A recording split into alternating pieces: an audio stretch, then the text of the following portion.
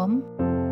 Selamat pagi saudara-saudari yang terkasih di dalam Tuhan Yesus Kristus. Selamat berjumpa kembali di dalam renungan pagi hari ini. Sebelum kita membaca dan merenungkan firman Tuhan, marilah kita bersama-sama mempersiapkan hati dan pikiran kita dan memohon tuntunan Roh Kudus. Mari kita berdoa.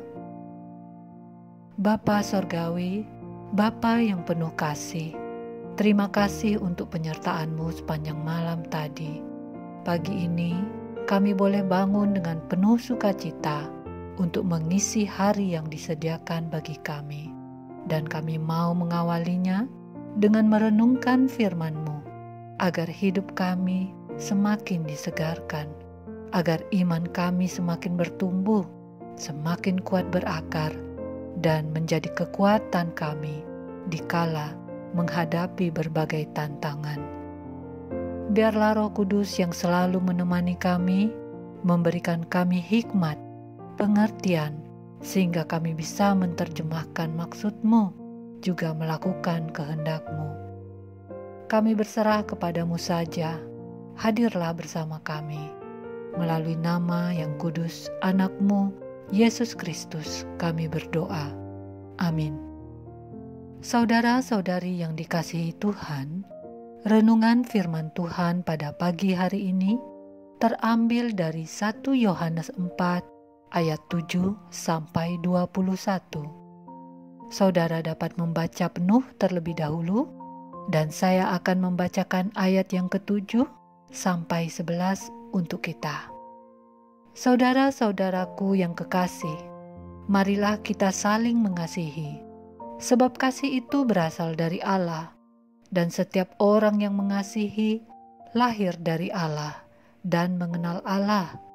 Barang siapa tidak mengasihi, ia tidak mengenal Allah, sebab Allah adalah kasih.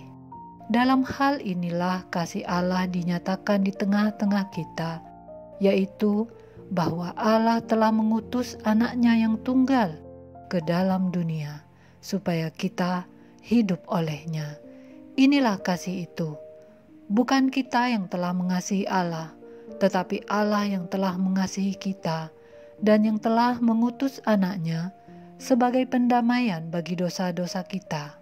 Saudara-saudaraku yang kekasih, jikalau Allah sedemikian mengasihi kita, maka haruslah kita juga saling mengasihi. Saudara-saudariku yang terkasih, judul renungan pada pagi hari ini adalah Memilih untuk Mengasihi. Saudara-saudari yang dikasihi Tuhan, salah satu atribut Allah adalah kasih. Mengambil tempat kita di kayu salib adalah bukti kasih Allah. Seharusnya kita yang berada di salib itu sebagai hukuman karena dosa-dosa kita. Tetapi hukuman itu telah digantikan oleh Dia yang mengasihi kita. Yesus telah rela menderita. Apakah ada yang dilakukan Yesus yang setimpal dengan hukuman itu? Tidak ada. Tidak satu pun dosa dilakukannya terhadap siapapun juga. Tetapi Dia dibenci oleh dunia ini, hanya karena dunia ini dikuasai iblis yang adalah lawan kita. Saudara-saudari yang dikasihi Tuhan, di era keterbukaan saat ini, kita dapat mengetahui lewat media-media elektronik bahwa orang Kristen sepanjang zaman sampai saat ini mengalami penderitaan karena mereka mengaku Yesus Kristus adalah Tuhan. Beberapa lembaga pemerhati bermunculan, salah satunya seperti International Christian Concern di website persecution.org. Penganiayaan terhadap orang Kristen ini tidak dapat ditutupi. Alkitab mencatat, sejarah mencatatnya, bagaimana rasul-rasul ditangkap, dipenjarakan, dianiaya, bagaimana jemaat juga dianiaya, dan banyak yang akhirnya hidup berakhir sebagai martir. Jemaat mendapatkan perlakuan tidak adil di tengah-tengah kehidupan bermasyarakat. Saudara-saudari yang dikasihi Tuhan, sesuatu yang normal ketika timbul keinginan kedagingan kita untuk menyerang balik saat kita diserang. Itu adalah salah satu upaya pembelaan diri bila kita diperlakukan secara tidak adil. Tetapi, apa yang diajarkan oleh Injil kepada kita adalah sungguh berat. Tindakan menyerang balik itu bukanlah kehendak Yesus. Bahkan, Petrus menulis di 1 Petrus 3 ayat 17, demikian, sebab lebih baik menderita karena berbuat baik jika hal itu dikehendaki Allah, daripada menderita karena berbuat jahat. Saudara-saudari yang dikasihi Tuhan, kita diajarkan untuk mempunyai keberanian percaya pada hari penghakiman. Dapat dibaca di 1 Yohanes pasal 4 ayat 17. Dengan demikian, kita harus mempunyai keberanian untuk menderita. Ketika kita diperlakukan secara tidak adil, maka sebagai pengikut Kristus, kita harus merespon dengan menerima penderitaan kita, dengan mengetahui itu adalah bagian dari rencana Allah bagi kita. Mungkin ada di antara kita yang mengalami ketidakadilan, dihalang-halangi untuk mendapat pekerjaan, dihalang-halangi naik jabatan, dihalang-halangi mendapatkan kesempatan pendidikan, bahkan difitnah, bahkan dipenjarakan, hanya karena kita percaya dan mengasihi Kristus. Saudara-saudari yang dikasihi Tuhan, mengasihi adalah satu perintah. Inilah kesaksian kita kepada dunia, yaitu saat kita mengasihi orang lain, bahkan mengasihi musuh-musuh kita. Dunia akan tahu bahwa kita adalah orang Kristen karena kasih kita, seperti yang diteladankan Kristus. Melalui teladan Kristus, kita melihat kasih yang lahir dari penderitaan, lahir dari pengorbanan.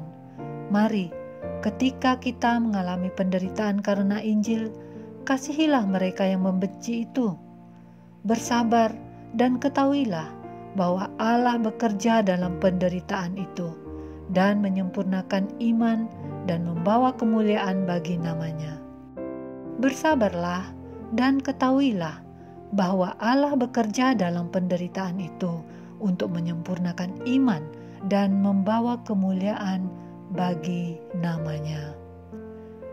Demikianlah renungan pada pagi hari ini. Tuhan memberkati. Kita akan menutup renungan dalam doa, tetapi jika saudara ingin didoakan secara khusus, hubungi email kami. Kerinduan kami agar channel ini menjadi berkat bagi banyak orang. Mari kita berdoa. Ya Tuhan, kami bersyukur untuk firman-Mu yang baru saja kami dengarkan. Biarlah firman-Mu ini dapat terpatri di dalam hati kami masing-masing. Kami memohon pertolongan-Mu, kami memohon anugerah-Mu untuk memberikan kami kekuatan di dalam memenuhi panggilan Tuhan untuk mengasihi-Mu dan juga sesama kami.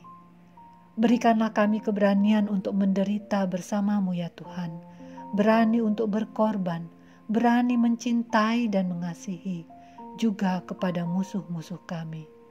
Tolonglah kami agar semakin dewasa di dalam iman percaya kami. Ya Tuhan, sebentar lagi kami akan melanjutkan aktivitas kami, baik sebagai orang tua, sebagai anak, sebagai pekerja, sebagai pelajar atau mahasiswa, sebagai aparat negara, sebagai hamba Tuhan. Pimpinlah kami ya Tuhan, biarlah kiranya masing-masing kami dapat bertanggung jawab atas kewajiban kami, dan apa yang kami lakukan seturut dengan kehendak-Mu.